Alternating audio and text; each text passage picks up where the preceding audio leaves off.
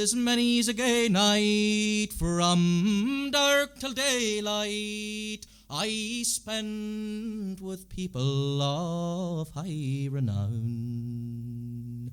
But in all their grandeur and heaps to squander, my heart would wander for sweet Omagh town.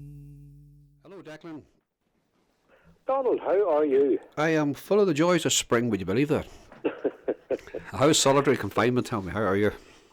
No, I am living in splendid isolation. That is a phrase I remember from my O-level history. And it talked about splendid isolation, and I never thought that I would be experiencing it. But up here in the wilds of the foothills of the mountains, I'm spending a lot of time in the garden, and it's been pointed out to me all the things that need to be done in the house. And I've no doubt that over the next while, that's what I'll be doing. And yourself? There was a guy speaking on Jerry Anderson's programme one time many years ago, and he said he loved the snow because everybody's garden looked the same. Mm-hmm. And I'm the same frame of mind. My only garden looks good when the snow's down. But no, I don't really have any drive for it at all at the minute. I can do some of my day job from home at the moment, but right. In the long term, whether that's going to work out or not, we don't know. But hey, we're in uncharted waters here, aren't we? We really are. We are in very strange times, and each day has its own tragedy and whatever, but we'll get through it. Oh, we will indeed. We certainly will. And I think at the end of the day, people are afraid, and I think, when you are afraid, and maybe some good cause to be afraid in some cases, but fear, I think, lowers your immune system. So I think if you can work through the fear and get to a place of where you can deal with this on a day-to-day basis, instead of worrying about what might happen in the future, how long it's going to last. It's going to last as long as it's going to last, and everybody just have to take every day as it comes and batten down the hatches, Yeah. Like I was saying, this virus doesn't catch you. I mean, if everyone stays indoors and keeps their head down, I think Omagh will do very well. I think Ireland will do very well in the long term, although there will be losses, unfortunately. But if everyone heeds the warnings and stays well away, but I tell you, it is disheartening when you're looking at the news and you see images of people congregating, and I just saw something there this evening where I think the police in Coventry had to break up a barbecue where people were gathered together, right? And yes. People no wit. No. As one of our politicians said today, it's the unknown, this virus that you can't see or touch or smell. Unfortunately, and it's there, and so I think people need to be sensible, as you say, and if we do that, we will get through it. We'll be grand. We've come through a lot of bad things, and we always come out at the other end. We will indeed. I say, you and I have had the honour and privilege to interview many people down through the years in Omagh and the surrounding towns, as you know, and we have had some great chats with people who have lived some very good and full lives, and everyone has a great story to tell. And Omagh is, as you know, is a fantastic town to be from. And, we will get through it. But I say this, we're you might be by yourself, but you're not alone. I think everybody. No, that's it. And I would hope that some of the folks out there who are in isolation would just sit back and listen to these ramblings. For that's what they are in some cases, just letting people talk. Yeah, they'll hear voices from the past, and voices that they might remember from their youth or as they grew up. And it'll paint for a lot of people a pictures of memory and maybe what Omagh was like sort of 50, 60, 70, 80 years ago, even for right. that. So it's like, do you remember the old television programme All Our Yesterdays? Before my time. Well, this is a wee bit akin to that. Right. Well, you know. But we did meet some remarkable people, and we've been doing this for 30 years. God, I know. Interviewing just people talking about their lives, about growing up, and yes. One of the standouts for me was centred around the Royal Arms. Yes, of course it was. Yeah. And do you remember that interview? I do very well. We were invited out to Mr. and Mrs. Watterson's house out at Barna, out where they live, and we just went in and with a tape recorder, sat down, and we had a cup of tea, and they just opened up and talked about the hotel, generally how they bought it and why they bought it, and the ins and ups and downs of running a hotel, and we're going to play that on the new web page here that we've opened here tonight. So it'll give people a sight. I mean, the Royal Arms as a hotel was more than a hotel. It was, I think, it all belonged to some extent. If that makes sense. Everyone felt at home. Yeah, and it was it was part of the Christmas ritual. It was going to the dance in the Royal Arms. Yes, and then as you got older and you graduated towards dinner dances. Remember dinner dances? Did I do? Every works had a dinner dance. Still had the old glitter ball. Mm-hmm. I remember looking at it. The last dinner dance that was there. Yeah, and the Club Royal discos and things in the 80s things. Yeah, God, I remember it very well. Yeah. I remember seeing Thin Lizzy in the Royal Arms. Yes, I did. Thin Lizzy, and you know what? I left them halfway through, and I went down to see Tom and Jimmy Sweeney and Paddy Grugan were playing their folk music down in, I think, the Cheltenham Arms or the Barrel and Basket, whichever. No one knew you had to get your money back about you in the way. I could just picture it. I know a local village, and this is true, where they still talk about that night that Thin Lizzy played in the Royal Arms. Right. Phil Lynott stopped in this village to buy a packet of cigarettes, and there are people who still talk about it. Would that be Mountfield? Not for me to say now. Right? Oh no! Oh God! Oh no! But you think of you think of the characters. Think of just the characters that we met. Yeah, fantastic the people. Characters around the Royal Arms. Indeed. And another interview we might try and resurrect if we can is that of the late Dr. Haldon Mitchell. Do you remember we spoke to him about just about his father's life as a GP and how the health service was formed and the old dispensaries and how it all worked out, and his love of local history as well, which we all share. And I think, if memory serves me right, Haldane touched on the beginnings of the NHS, he did, National Health Service. Mm-hmm. Yeah. And so, what Haldane did, he gave us, he opened a door or a window into what the health service was like prior to that, and now the whole talk is about the National Health Service that we're all totally dependent on now. Yeah, of course, that's right. But Haldane kind of, talked us through, his father's attitude towards it and what it was like for local doctors.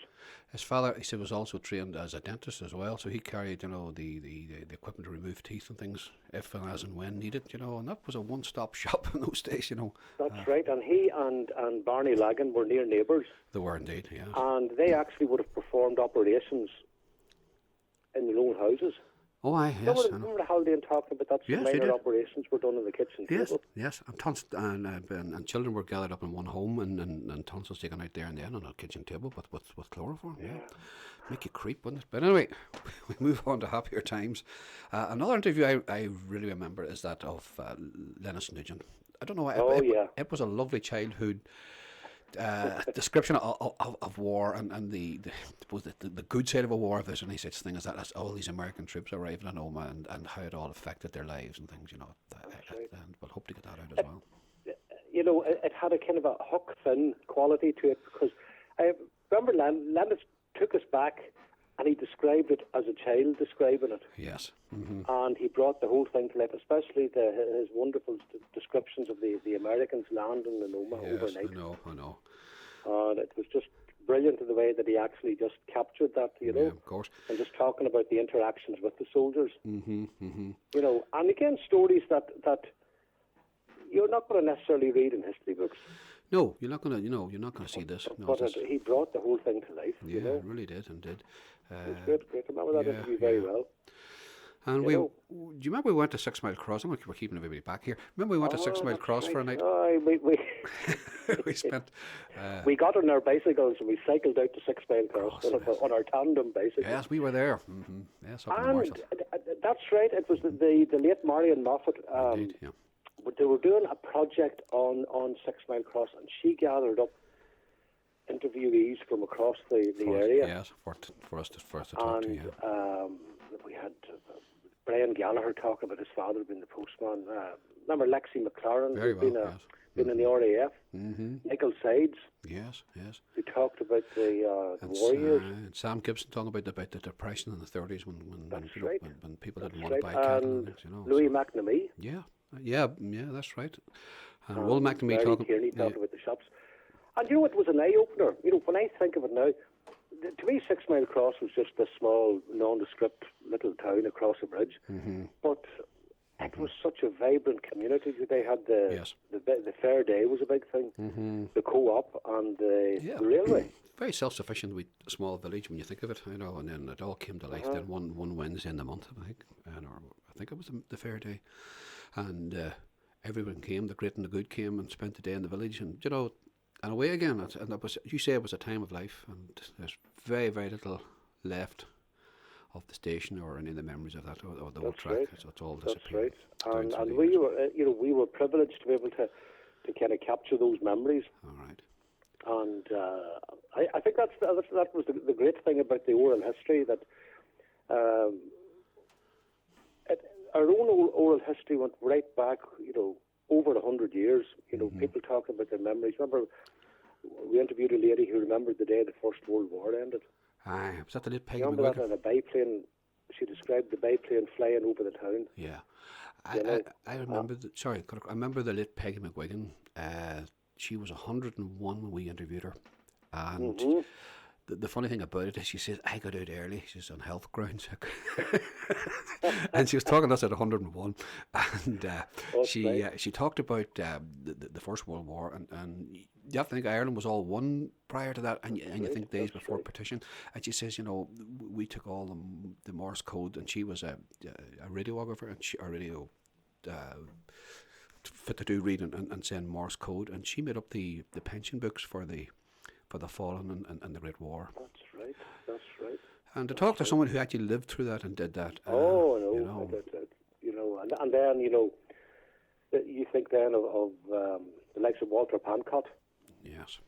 And his memories. Remember we went to interview him and we thought he was just going to talk about being a postman. That was he came out here to talk. Well, we assumed to talk about his life as a postman going around the villages, and he did. And then halfway into the interview, he talked about his life in the army and during the war. It's just horrendous with that man. Along with many being others. a prisoner of war, and he had been in Palestine as well. Yes, I know. Well, he was a unique individual. He really was was, something else. He had great spark about him. Yes.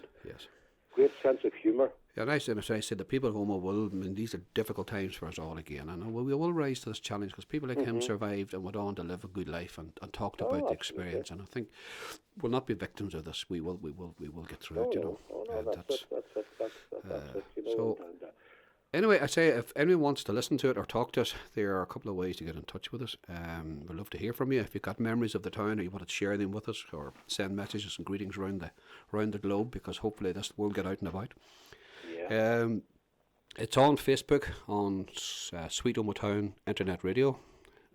We'll add it on my Facebook and ask our friends to add it on as well for people who are sitting at home and want to maybe spend an hour or two listening. The interviews should go on in the next few weeks, 1, 2 or 3 at a time.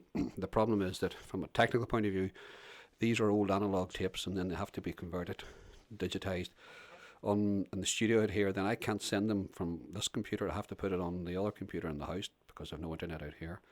They go to Belfast. Jonathan's working in Belfast along with 4 other guys, and they're all at home sharing one modem. So we have to take our time, and this will only be done late at night when things quieten down. But look, where there's a will, there's a way. We'll get there, and we'll get these out.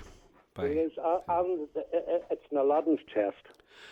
Declan, this was very nearly not been here. You and I had gone to the Folk and Transport Museum with a view of donating all this to the Folk and Transport Museum for people to listen to in time to come and be stored digitally.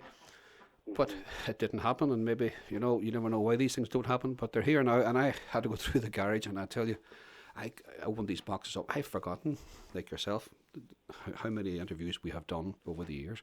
We still didn't do enough. We only scratched the surface on how many people we should have been talking to that we didn't. But you can never do it all. But we have a nice flavour of the town, you know.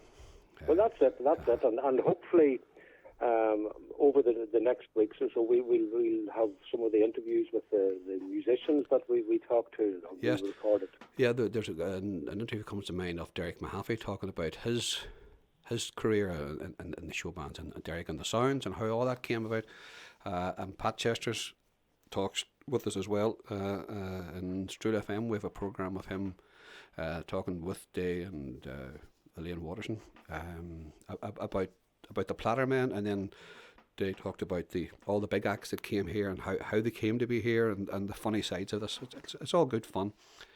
And we also have a small piece of the railway accident in Omagh in the early 1950s. That's right, with Paddy McClune. Paddy McClune is right, that's right. That's right. Remember his memory was as sharp? He was sharp, yeah. Mm-hmm. Oh, yeah. And what a singer. We have some music of him, or some recordings of him actually singing, and my favourite is Going Home. You know that. Oh, yes. So we'll get that up, and I have a small piece of Stevie McKenna singing The Treacherous Waves of Loch Loch. Well, that's right, by Frank McCrory. And Cathal Hayden, or Cathal Lynch singing the Sweet Omagh Town for us as well. We'll put all that stuff up and have a local flavour. It's very much an Omagh thing for people who are from the town. It'll be a diversion for people. Well, they haven't suffered enough, have they? You know, we'll have to make we'll make them suffer. Well, you know, to make them suffer even more, you know, I might even put on a poem or two. Declan, I think if there's room left, you know, we will. People should understand you and I do this all the time. It's only banter. You have tears to shed, prepare to shed them. All right. Do you know what? We'll keep it light-hearted, but we'll also try and give a kind of sense of history as well. Tell stories from Omagh. Right. Okay. My mobile number is 07717 32527. Send me a text or WhatsApp or anything, day or night. I'm quite happy to hear from you. And we will have an email address, and it's sweetomahtown@gmail.com. That number again, or address again, is sweetomahtown@gmail.com. Or you get us on Facebook on Sweet Omagh Town Internet Radio. Declan, we'll talk to you soon. Unfortunately, we can't get together because we are both in quarantine as well. I'm with you in spirit. Yes. You know, likewise. and you're isolated and I'm isolated, but we're not really isolated. Not at all. This is just, you know, as I say, you can be by yourself and not lonely. And, you know, don't be lonely as a choice, because it will be well worth it. I mean, if we save lives and people stay here, it will, we will absolutely, you know, and they say, you know, you can be yourself in a crowd, but in this time, definitely don't be by yourself or be in a crowd. Yes, exactly. Be by yourself. Yes, exactly. But with others, and, as I said, in spirit. I know, and knowing that they're there at the end of a phone. Okay. Until we see you again, sure, we'll take care, Declan, and we'll talk to you soon. Take care.